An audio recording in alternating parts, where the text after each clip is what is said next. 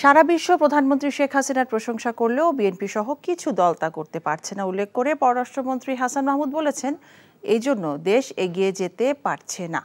সকালে চট্টগ্রাম জেলার road crescent সোসাইটির নবনির্বাচিত কর্মকর্তাদের অভিষেক অনুষ্ঠানে তিনি একথা বলেন। নগরীর আন্দরকিল্লা জেমিসন হাসপাতাল প্রাঙ্গণে অনুষ্ঠানে সভাপতিত্ব করেন বাংলাদেশ রেড ক্রিসেন্ট সোসাইটির চেয়ারম্যান ডাক্তার এম.ইউ. কবির চৌধুরী।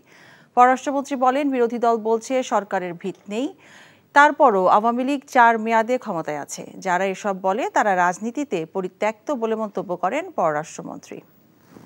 যারা সব দল করে ঘুরে ঘুরে সরকারের নাকি একদম ভিত নাই, সরকারের ভিত নাই বিধায় পরপর 4 বার আমরা রাষ্ট্র ক্ষমতায়। তোমরা তো টেনে ফেলে দিতে চেয়েছিলে, টান দিতে গিয়ে দেখা গেল তোমরাই ধপাস করে পড়ে গেছো, আপনারাই ধপাস করে পড়ে গেছে। এখন কোমর যে ভেঙে গেছে সেটা একটু আস্তে আস্তে দাঁড়ানোর চেষ্টা করছে।